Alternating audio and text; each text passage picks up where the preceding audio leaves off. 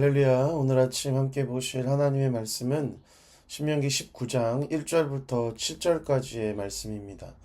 신명기 19장 1절부터 7절 누군가의 죽음으로 라는 제목으로 함께 말씀 나누고자 합니다. 말씀 읽겠습니다.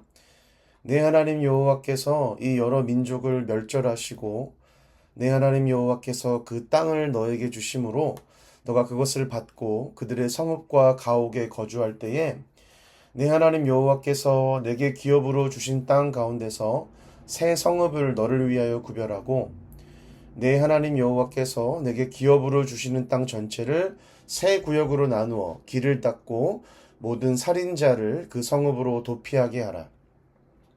살인자가 그리로 도피하여 살만한 경우는 이러하니 곧 누구든지 본래 원한이 없이 부지 중에 그의 이웃을 죽인 일.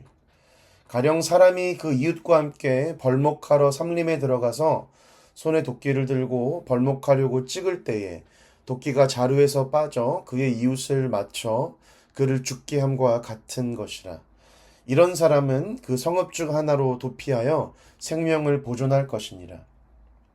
그 사람이 그에게 본래 원한이 없으니 죽이기에 합당하지 아니하나 두렵건대 그 피를 보복하는 자의 마음이 복수심에 불타서 살인자를 뒤쫓는데 그 가는 길이 멀면 그를 따라잡아 죽일까 하노라.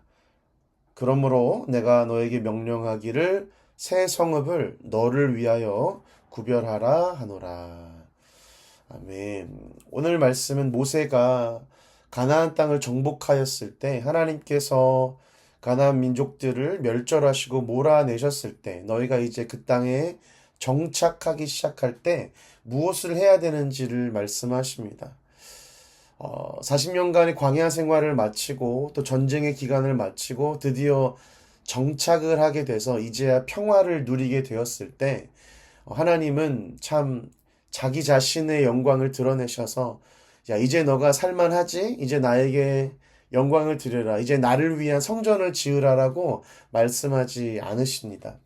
오히려 2절도 보면 새 성읍을 너를 위하여 구별하고 또 이 너를 위하여가 오늘 본문에 3번이나 반복이 됩니다. 그러면서 이 하나님을 위한 성전이 아니라 너희들을 위한 도피성을 만들라고 하나님 말씀하십니다.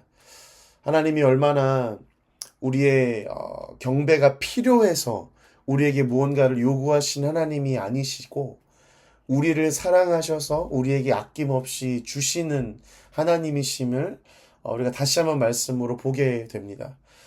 도피성은 고의로 사람을 죽인 것이 아니라 그 사람을 미워해서 숨어서 기다리고 있다가 그를 죽인 자, 이런 자가 아니라 실수로 오늘 본문에 나와 있는 것처럼 도끼를 들고 나무를 치려는데 도끼날이 빠져서 누군가를 맞춰 그 사람이 생명을 잃게 되었을 때 이런 실수로 일어난 살인에 대해 도피할 수 있는, 도망갈 수 있는, 목숨을 지킬 수 있는 곳으로 하나님을 만들라고 말씀하십니다. 정말로 우리를 위한 것이지요.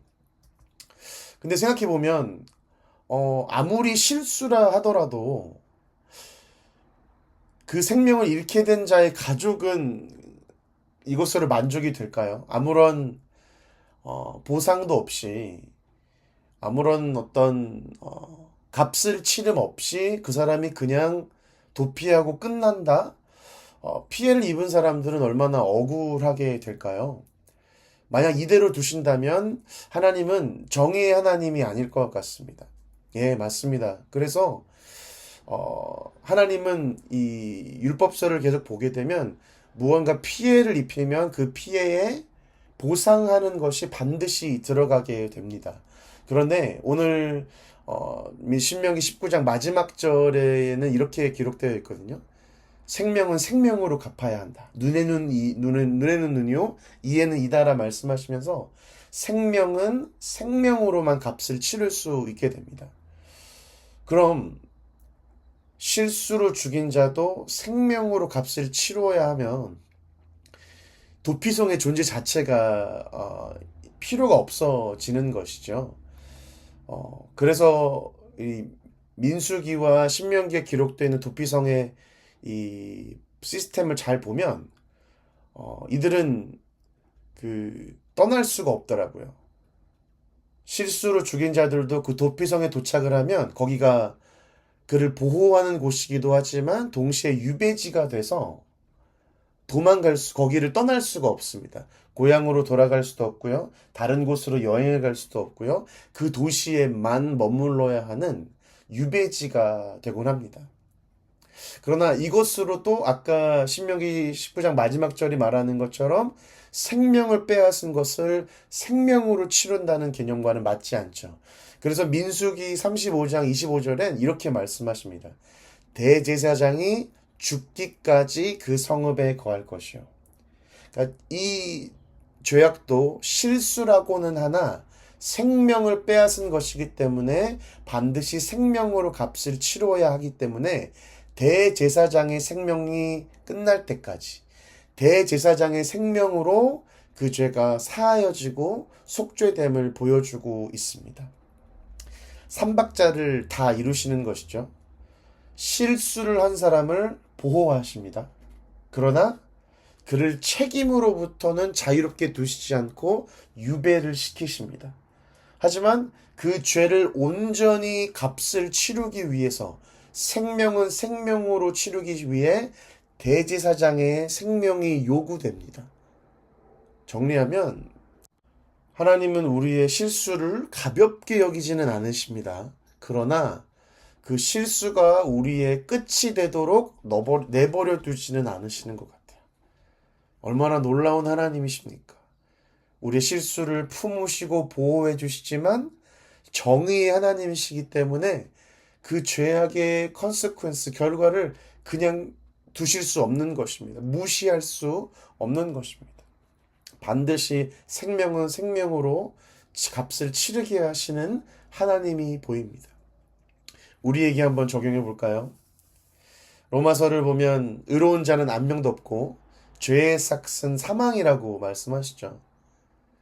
그렇다면 우리의 인생의 죄는 값을 치러야 하는데 그 값이 생명이라면 하나님께서 우리를 사랑하셔서 용서하신다라고 해도 우리의 죄의 값은 생명이기 때문에 그냥 용서하시고 생명을 요구하시지 않으시면 정의의 하나님이 아니게 됩니다.